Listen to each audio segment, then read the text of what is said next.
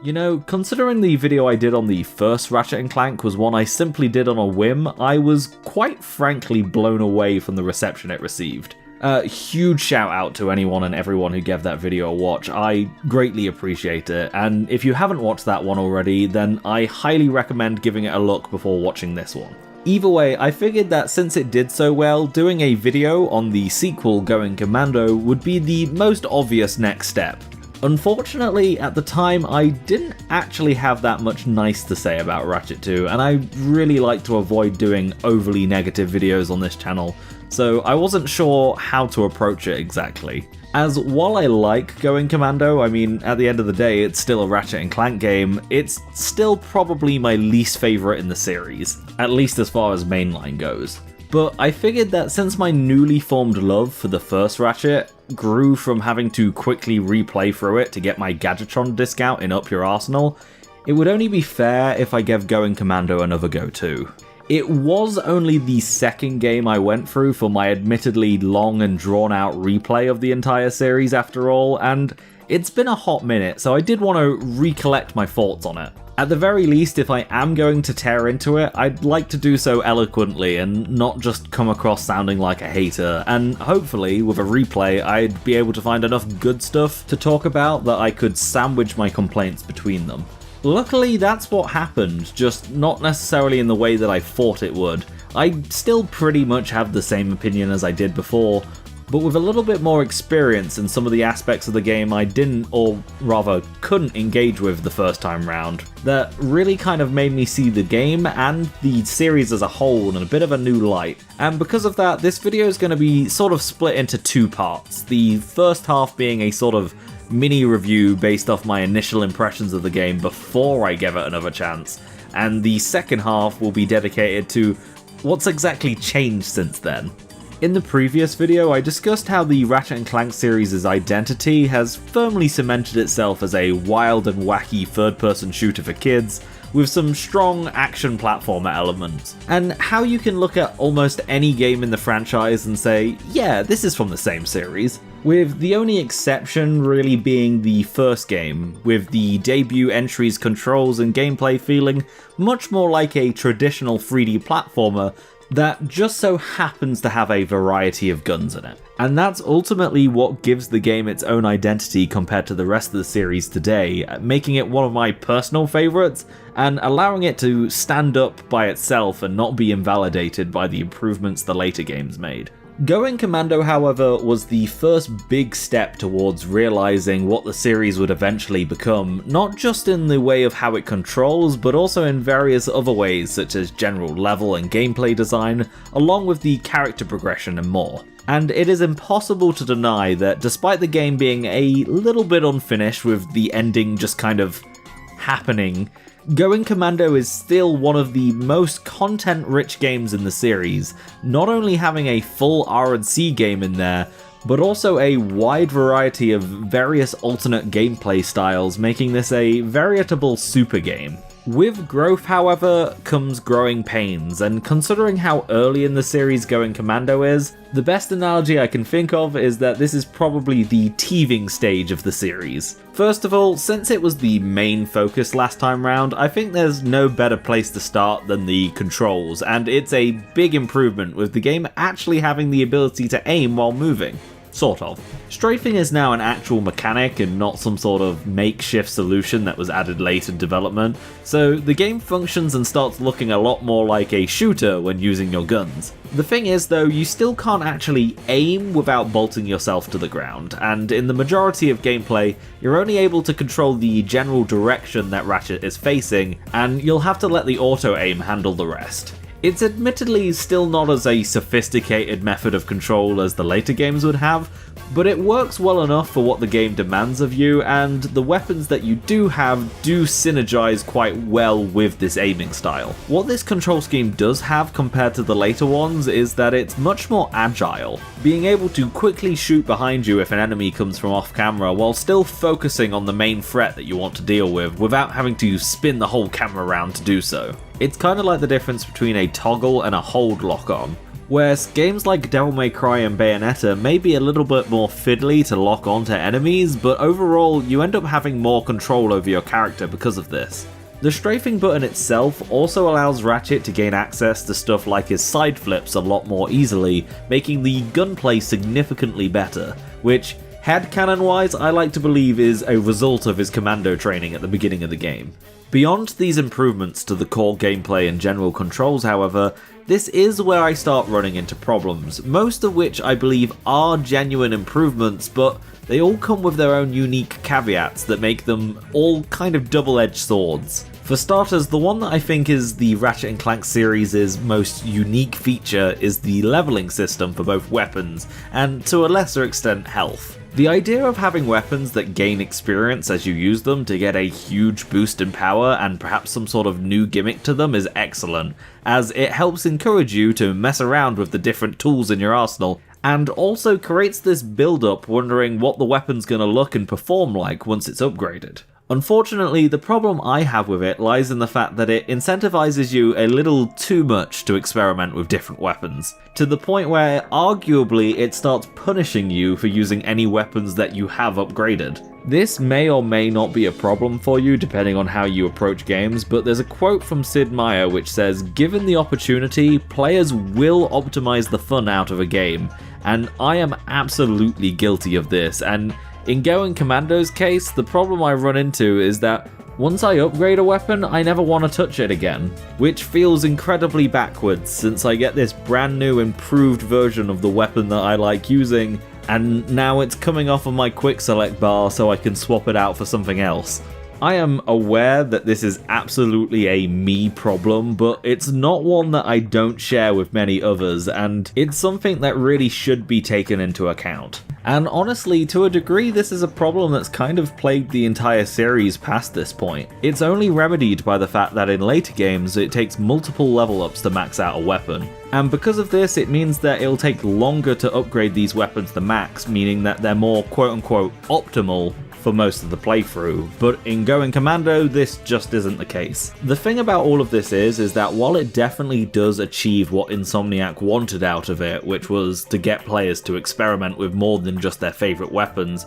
RNC2 still mostly uses that lock and key approach to enemy encounters as the first game did, where enemies feel like they're designed for specific weapons to work well against them. And it's very easily possible to be in a situation where all of your unupgraded weapons are really bad at dealing with the enemies that you have to fight in whatever level that you're in. Now, there's actually a really easy way around this, which is by supplying the player with enough weapons that they'll always have something that's not leveled up that's good for dealing with different types of enemies. Like how the bouncer pretty much just replaces the mini nuke. The only problem is that you need the bolts to pay for these weapons, but Going Commando actually does this in a really clever way, and that's with all of its different minigame sequences. On top of stuff that's returned from the first game, like the hoverboard races now being the hover bike races, Going Commando also has a ton of other game modes, such as the much more in-depth spaceship sections, as well as the series' first arena mode.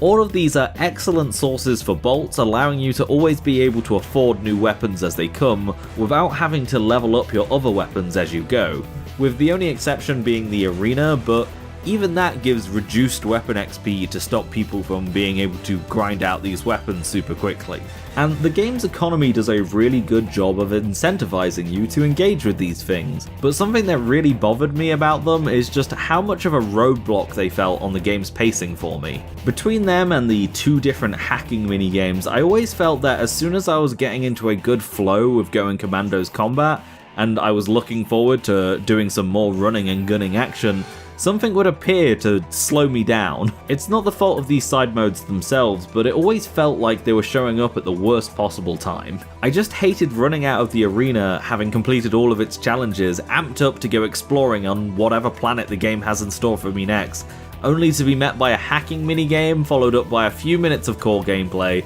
before ultimately getting to another biker tournament or a giant Clank section or something. Stuff that I enjoy as a one-off, but kinda grew tired of in the sheer quantity of it all that Going Commando has. It also just doesn't help that I'm not a huge fan of a lot of these modes. The spaceship levels is something I actually did enjoy quite a bit, but this was only after I bought some ship upgrades, so I actually had some decent combat options and didn't feel like the ship was made of paper mache, which isn't really helped by the fact that you need to do most of these ship missions to acquire the upgrades to make them fun. Alternatively, if you get far enough to get the grav boots, then you can just mine the raritanium for the ship upgrades, but by that point I'd done most of the ship missions. And while a lot of stuff like the hoverbike races are a big improvement over the equivalent from the first title, they're still just not as good as a dedicated racing game. And this does lead me into my final problem I had with the game, and don't worry, I'm going to be saying a lot of good stuff after this, so please just put those pitchforks down. Everything I've mentioned so far is admittedly fairly nitpicky. I still think Going Commando is a great game, but when comparing them to a series of great games, one of them's gotta be my least favourite. And that is Going Commando, because for me, everything it does well is done better by either its predecessor or its sequel. The improvements to the controls, the gunplay, and the much more interesting collection of weapons in the third game are obvious, putting any personal opinions aside of course. And when comparing RNC2 to the original, I can't help but feel like the level design just isn't quite as good. Stuff like platinum bolts are just not hidden as interestingly in the environments in my opinion, and each planet just feels like it's got a lot less going on compared to the original, something that Ratchet and Clank 3 suffers from even more. The different routes through the worlds are still fine, great even, but there's just nothing quite as memorable as stuff like the flooding sewers in Blackwater City, or the grind rail section in the Gadgetron factory, or hopping from platform to platform taking out the refueling ships on Gaspar. Well, for the most part anyway. At the very least it does feel like there's less of them, and none of them hit me quite as hard. Both the first and third game very much have their gameplay and identity in fairly different genres, with sprinklings of the other being applied to both, with the original being an excellent platformer with decent gunplay, and Up Your Arsenal being an excellent shooter with some decent platforming, which would go on to become the series formula. And Going Commando ends up sitting not so perfectly in the middle of these two, inadvertently trying to appeal to both aspects of the series, since Insomniac were still testing out new stuff and seeing what worked, but without being able to fully live up to either of them. It makes Going Commando arguably the most consistently good game in the series, and if somebody was only going to play one Ratchet and Clank game, this is probably the one I'd recommend. Since barring some Yetis and a very lackluster final boss, I don't think there's anything in the game that I'd say is objectively bad. It sports both great gunplay and great platforming, but it just never quite reaches the same heights, the same excellence as the other two titles in the original trilogy do in their respective fields. It's as the old saying goes, try and catch two Lombaxs, and you'll catch neither. Now, I've torn into this game quite enough for one video, and I really must stress that I'm not a miserable git. I do in fact like the game that I played through twice, more so if you include my childhood. And at the end of the day, I am just splitting hairs to a degree here. After all, as I said, I'm essentially explaining why this game is, in particular, my least favourite in a collection of childhood classics. I have no doubt pissed somebody off with this video, and I'm fine with that. Now, despite the new perspective that my second playthrough gave me, I still pretty much hold all of the same gripes I did with the game the first time round. But this is where challenge mode comes into play, and while I have gone through these modes on all of the PS2 games as a kid,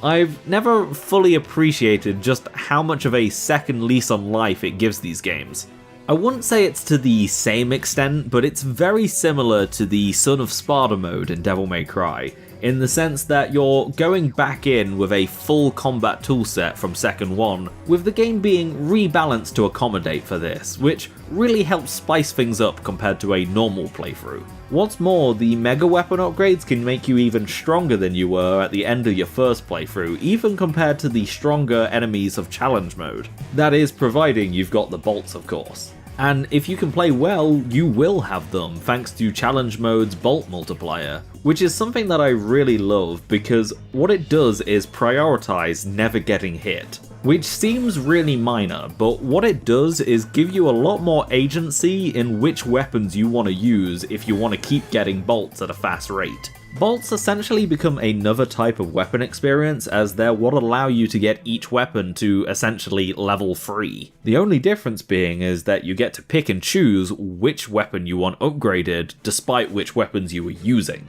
What's also really cool about it is that the game's progression will change to match your pace depending on how well you're actually doing, and because of this, much more interesting decisions can be made during moment-to-moment gameplay. And yes, while getting the mega upgrades to the weapons does result in having to level them up again to get the ultra versions, I didn't end up running into the same optimization problems as I did last time. Now, part of that is me making the conscious choice to not let that stuff ruin my personal enjoyment, but the other part of that is that with challenge mode, it's not really a problem. Since, yeah, I may have bought myself a Mega Blitz Cannon upgrade that I want to level up, but right now I'm fighting something that I'd preferably want to keep a distance from, and getting hit and losing my 20 times bolt multiplier is not something I want to risk. Now I have two optimal ways of playing, and suddenly focusing on weapon XP is no longer a priority, since more bolts means more weapons, but also means more options to feed weapon experience into. So suddenly I started using stuff like the Kilonoids to cover my ass regardless of any kills that they might steal, as well as stuff like the Spiderbot Glove to pick off enemies from afar, even when it was already fully upgraded, since the extra bolts I got from using them allowed me to keep getting more mega upgrades, resulting in both styles of play having fairly equal incentive to engage with them. The multiplier also has an interesting effect by virtue that it makes a lot of the side modes like ship flying and bike racing a lot less mandatory for when you want to make bolts, since even with the increased prize money, their payouts are still nothing compared to what you can rake in by just reloading an easy section of a planet 1 or 2 times and farming all the enemies without getting hit. So this time around, while I did do a few of the bike races and all of the ship missions, it was because I wanted to, and not because I felt like I had to. The bike races were just fun 5-minute distractions, and the ship missions, as I said before, are something that I find really fun once you're fully upgraded. Sure, with the final ship upgrade being the nuke, you do end up invalidating some of those missions, turning them into 15-second affairs, but with just how OP it is, I refrained myself from using it just so I could enjoy flying around. The ship races are something I found especially fun, as upgrading the ship's boosters and engines, while making you overall faster and making those missions easier, the downside is they do also make the ship more difficult to control, resulting in a really fun balance. And speaking of balance, that's something that I actually found kind of surprising and almost funny in a few points. Challenge mode obviously has a few moments in which the balance is a little bit out of whack, particularly in the beginning of the game where enemies are designed to go a little easy on you, like the first boss where you can normally shoot its tentacles to delay its next attack while you shoot its eye to damage it. This is a boss that normally you would fight with an unupgraded Lancer and Fusion Bomb, and it's designed around that. So going into this fight on challenge mode means you'll be equipped with Kilonoids, auto turrets, and also probably a Mega Heavy Lancer with a lightning mod, which means that you can just fill the screen with so many shots that the boss is physically unable to attack. However, as broken as it initially seems to be fully decked out, this does quickly start to fade away, especially once you get to the point where some of those early weapons would start dropping off in a normal playthrough. And once you get to this point, that's when mega upgrades become really important for your weapons, otherwise enemies start to get incredibly tanky. But once you get those upgrades and even level them up, you go right back to being a powerhouse and even stronger than you were before. To the point where this time round I actually found that my guns were strong enough to deal with those infamous Yetis that everybody hates, especially when used in conjunction with each other. One part of the game that I was kind of dreading was the idea of having to fight that one mech boss piloted by the Thugs for Less leader, which you're supposed to fight with those turrets, which don't get any stronger on challenge mode, making this already long and drawn out boss fight even longer with his increased health. But to my surprise, I found that the new ultra level weapons did enough damage that they ended up making really short work of him, particularly the magma gun, which was nice since it always felt kinda useless to me, especially after it lost its original shooting style. There is one thing that I did kinda dislike, and that's how the old Gadgetron weapons from the first game transferring over were handled. I get the point is that they're just more of a fun little Easter egg and they're supposed to be outdated and kind of useless in a fight now. And they also did try and give you ones that were at least useful in very, very specific niche situations. But the fact that you can get mega upgrades for them, but you can't level them up either time, makes them feel kind of redundant. It's not a bad mark on the game or anything, but it does feel like kind of wasted potential, since some passive upgrades would have probably been pretty easy to add. You could have made the Tesla Claw jump between enemies kind of like the lightning mod on other weapons, or the decoy glove balloons could deal damage when they explode. It's a super minor gripe, but considering how the next game handled this exact same thing and just did it better, I can't help but feel retroactively a bit disappointed. But with all of that being said, this brings me to the title of the video and what the hell I mean by Ratchet and Clank 2 Going Commando being just like cheap wine. Simply put, while I didn't enjoy Going Commando quite as much as I thought I would when I first tried it with older, more mature taste buds, the more I drank of it, the more inebriated I got, and the better it began to taste. And with it all being so cheap, that means there's plenty to drink and I can keep getting drunker. Okay, maybe it's not my best analogy, but I really wanted a video that shared the same vibe and feel as my first video. I wanted it to rhyme like poetry or something, okay?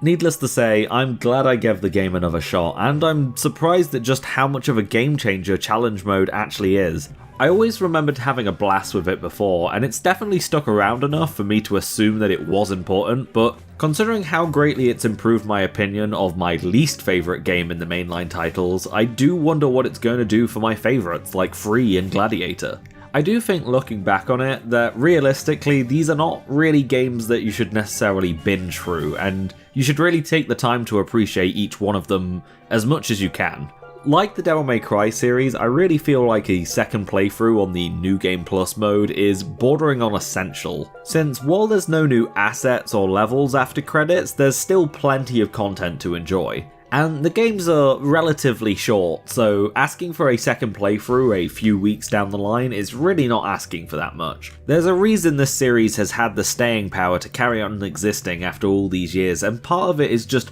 how good it is at staying fairly fresh even on repeat playthroughs. And it's always been enough to keep it in the player's mind even during the bigger gaps between releases. I definitely think my playthrough of the entire series should extend to doing each game's challenge mode at least once in the nearest future. It's not like the games are particularly long after all. But honestly, I think for now I actually need to get round to booting up Rift Apart for the first time, since it has been sitting on my shelf for over a year now. I could go back through them all again and do videos on all of them, but honestly, I don't think I'd necessarily have anything new to say about a lot of them. Maybe something on Gladiator or Into the Nexus one day, but who knows.